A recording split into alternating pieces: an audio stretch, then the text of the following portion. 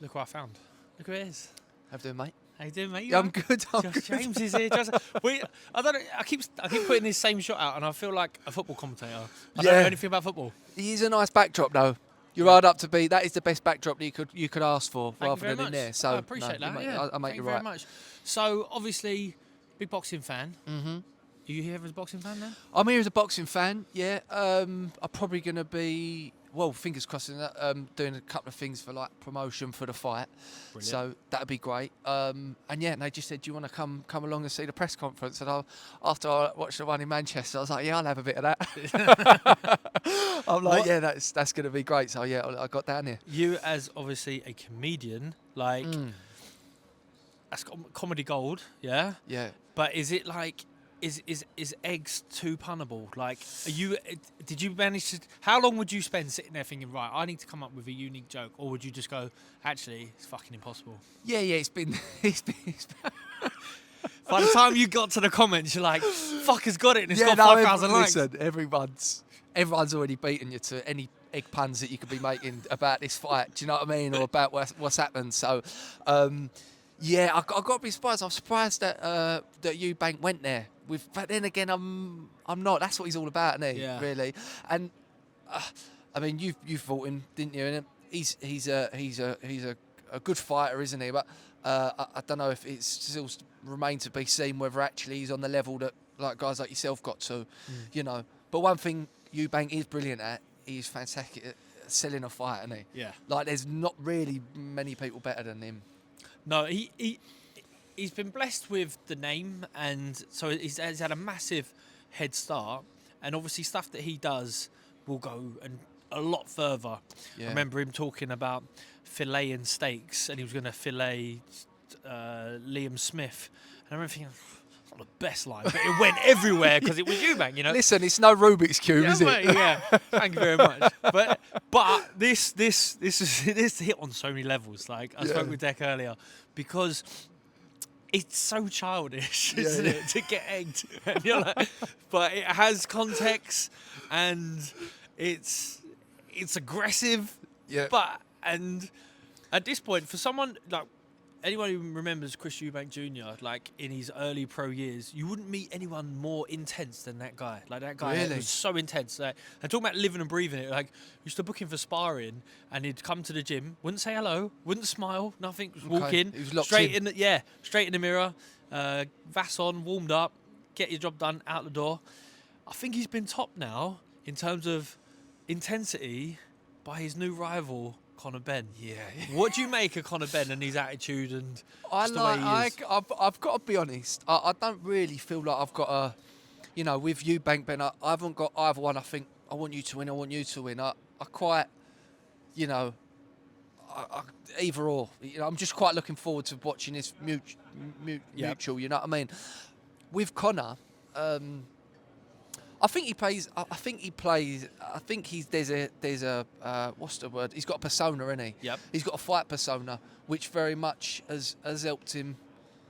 Which I think comes out when he fights and that. Do you know what I mean? I don't know if maybe the real Conor is necessarily that intense, you know. Right. But I would say, from my point of view, I mean, I don't know the guy, but he looks almost like he's playing a persona, like he's got when he's in fight mode, this character not character, but the persona comes out. Yeah. Of like he's gonna render you unconscious, you know what I mean? Yeah. So, but listen, I'm here for it. You know, I quite enjoy it.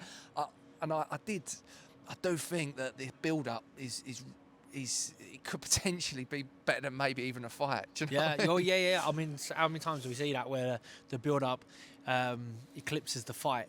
But I think you're right in that the build-up will be incredible, will be special. Yeah. We're here ahead of them coming together for the press conference. If you was Conor Benn, how would you prepare for this instance? For this press conference? Well, I found it interesting, actually, the first press conference.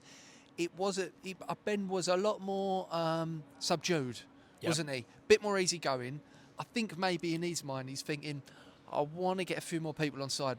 You know what I mean? Yep. So he played just easy going. You know, he's got his dad there. Who everyone loves his dad. You know what I mean? Yep. Nigel, Evan, and I think when they originally fought, the dads, of course. I think Nigel was always the more for the everyman. I think Nigel was more popular, wasn't he, Yeah. than Eubank Senior.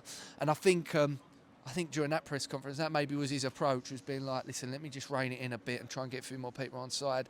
I mean, after what happened the other day with the egg, Well, that's exactly how they were. I don't know what's going to happen today, you know. When that fight was first made, all them years ago, Conor Benn was like the golden child of British boxing at the time. He was massively popular, and Eubank has had sort of spells of being really popular and not, but there were so many people who just tuned in to see him get beat. Eubank was always very much a panto villain, Yeah. largely throughout his career. You Yeah. know what I mean?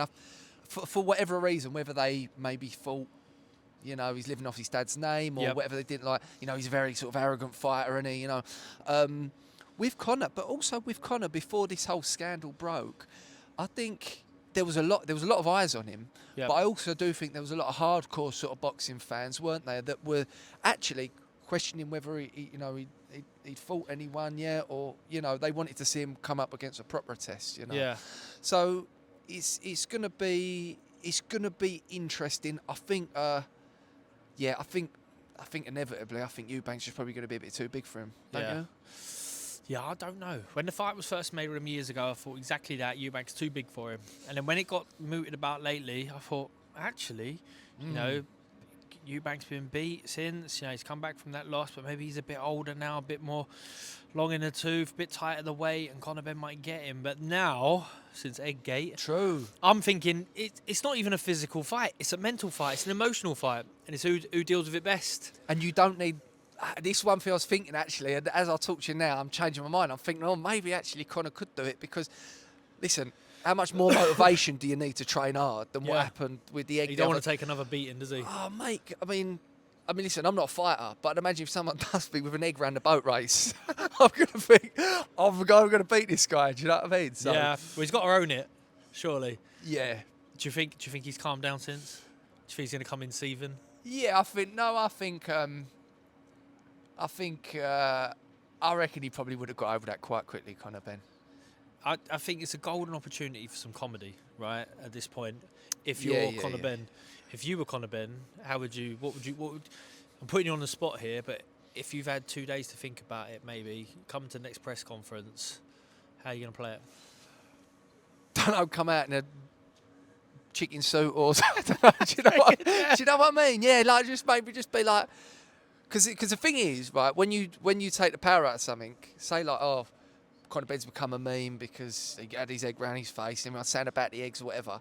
If you own that, Yeah. If he then just owns that, and just like, I'm the Eggman. You know what I mean? That's my name. I'm not the Dark Destroyer no more. I'm not the Destroyer.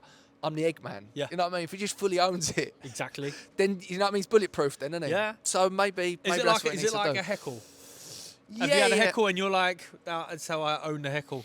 Well, it's more just like if I got, you know, a lot of the jokes when I start up with my set, they're about me being a bit of a helmet. Do you know what I mean? Having a small Corey. You know, Yep. you take the power out of those things that people can get you with.